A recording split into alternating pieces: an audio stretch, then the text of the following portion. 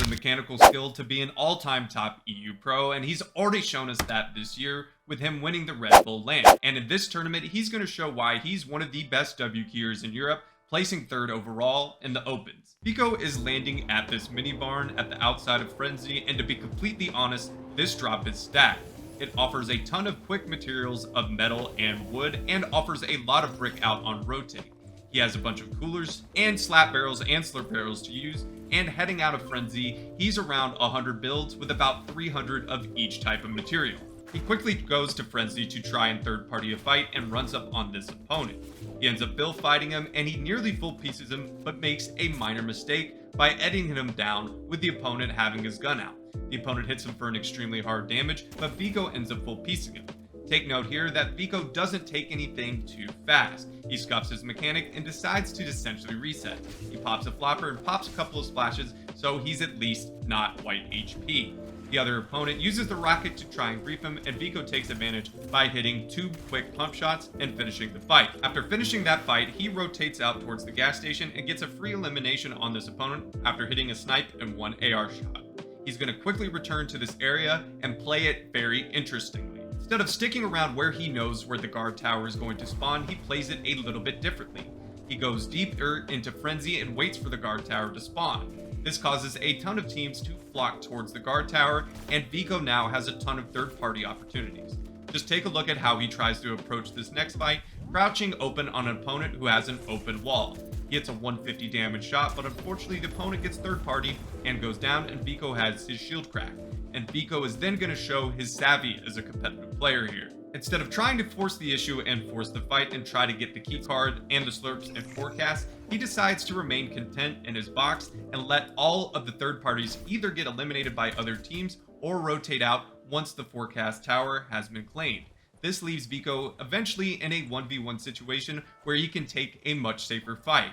He sees the opponent hiding behind this shack by peeking around with this ramp. He ends up full piecing him and using his very fast edits and resets to confuse the opponent, eventually hitting a nice 1 pump. Vico's plan is now to play for his cash so he can get slurps and W key further. But before he gets to his cash, I want you to take a look at this particular rotation strategy that he uses in this biome. He sees a jump mushroom, places a wall and a ramp, and uses it to yeet himself forward. This is reminiscent of taking launch pads in Chapter 2 for conserve pads, or taking down bouncers from height so you don't take any fall damage. This is going to come up very clutch later on in the spot review. Vico gets to his cache first, and unfortunately actually gets to activate it before he's immediately third party. He ends up fighting this opponent, full piecing him, but isn't able to capitalize and ends up making a bad edit, taking 92 damage with only getting 30 damage in return. Notice here how Vico completely changes up his strategy. He goes back to his cache box and immediately builds 4 boxes, which gives him a ton of space to work with. He places 2 ramps and gets a mini off and catches the opponent being incredibly over aggressive. He gets a nice 150 tag on a right hand peek. The opponent grabs the wall back. Vico immediately slides to the right of the wall so he can break it and take no return damage and gets the elimination, and now has full access to his cache and slurps. After getting the catch, his next objective is now to go to the island and try to W key and get those 15 points for capturing it. He's fortunate enough to run into an opponent trying to take the zipline, and he gets a free elimination out of the air. And just shortly right after, another opponent tries to take the zipline. Vico's good aim causes him to be knocked as well. These eliminations are going to be incredibly crucial in a second. When he's trying to now advance to the island, he ends up taking quite a bit of damage and gets a lot of lobby pressure. Eventually, Vico is left with less than 100 builds, and he is essentially shambles. But his game sense is going to shine through, and he commits what little mats he has left to get to the rift, because he knows he has an elimination at the top of the zipline where he can get all of his materials back up. And that's exactly what he does. He now starts the contest for the 15 points at the island. Watch how Vico approaches taking back this island spawn. He ends up investing a ton of metal on the low ground, investing a lot of space. Before even approaching anyone else's box, he waits for his metal to be fully built. Once his metal is fully built, take notice the level of high mechanics and skill that he puts on display. He knows the opponent is 1 layer above and 1 box to his right. He jumps and pickaxes, actually taking the wall the first try. This causes the opponent to rebox, and Vico using the wall he's already placed, cones the opponent, hits a massive damage shot, gets the 2 back walls pretty quickly, unfortunately misses the pump shot, but gets a very fast cleanup, and now he controls even more space. Vico now starts dealing with the next opponent that's already been sitting on the flag. He once again approaches from the low ground, claiming the top layers and hitting a nasty 148 pump shot. The opponent is forced to retreat and build up as Vico pressures, and fortunately for Vico, that opponent gets quickly taken out by a third party. Vico has one more opponent to deal with before he can actually claim all the loot. Him and this opponent trade pretty hard shots, but Vico has a lot more slurps in his inventory, and the opponent eventually tries and backs off, and Vico gets the island points. He even is more fortunate enough to pick up the elimination. After hitting a little bit of damage, that opponent tries to run away, and Vico picks him off before he can even hit the ground. After picking up the island, Vico only has to W key the rest of the lobby, and he will have his high kill win. And Vico decides to third party a fight after seeing it unfold towards the edge of zone. He smartly pops a slurp before using the rocket just in case anyone fries him for any type of damage. Fortunately, he doesn't take any, and he runs into an opponent that he recognizes is pretty low skill. He takes the floor, hits a nice damage pump shot, and then eventually just barrel stuffs him with the mythic MK and cleans up that fight. Vico, after getting this elimination, then W keys an opponent right before going into the next zone, and you could tell just by the opponent's positioning, type of box, and the fact that he has an edited floor in his box that he's not the strongest.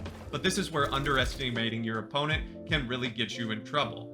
Vico immediately W keys him, gets a cone in his box, hits a little bit of damage, and the opponent hits him with a max, getting him down to less than 15 HP. He's now stuck on backside in a 2-tick zone.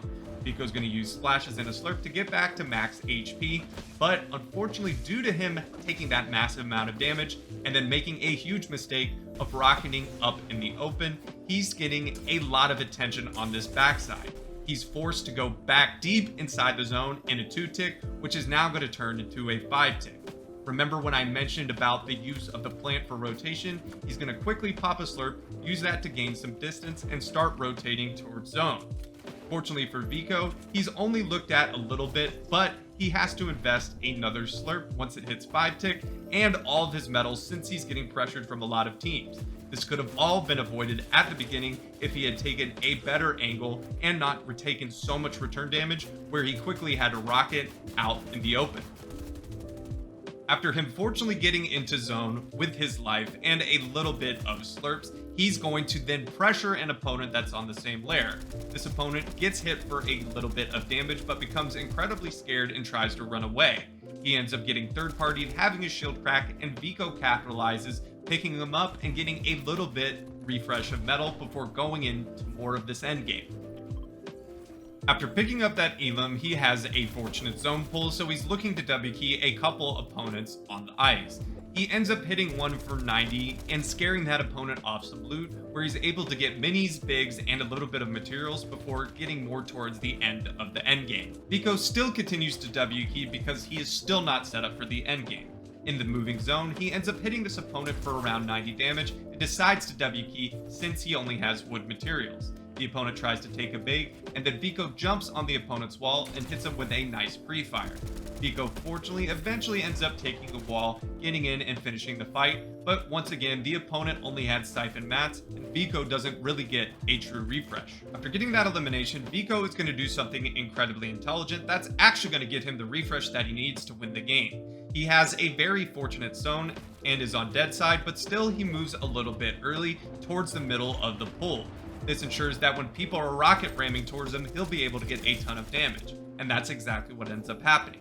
He ends up frying an opponent out of the sky and going back for the materials, basically becoming fully capped before the end of this endgame. After Vico picks up that refresh, at this point he is truly playing for kills and to maximize his score.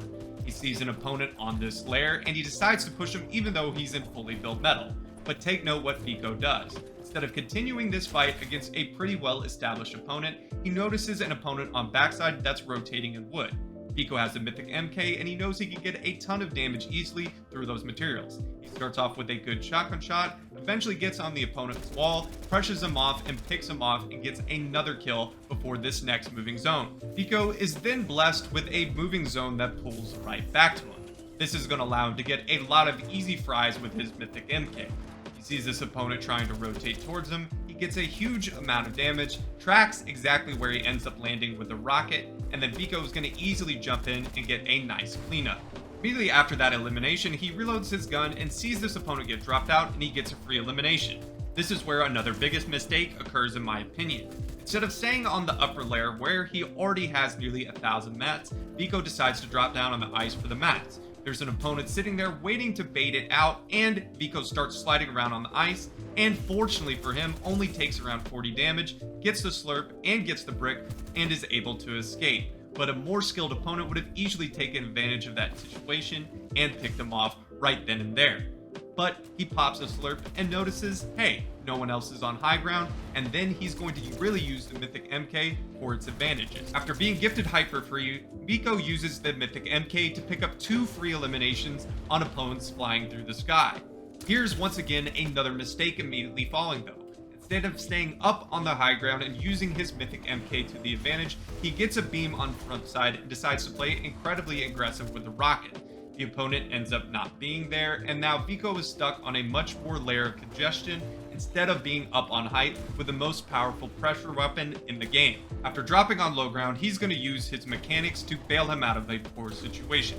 He sees this opponent rotating in front of him, and he actually ends up full piecing him, missing a shot, but then hitting a hard pump shot, getting tops on top of the opponent, catching him with his blueprints out, and then getting the refresh. Now Vico does something that in my opinion is 200 IQ. You're going to notice here that he is going to drop the Mythic MK for a green SMG. At first you would probably think this is just a missed mouse click, but actually this is intentional, because there is a perk in the game called Rarity Check. If you get an elimination with gray or green weapons, you get Siphon, and this is going to become incredibly crucial a little bit later on in this endgame.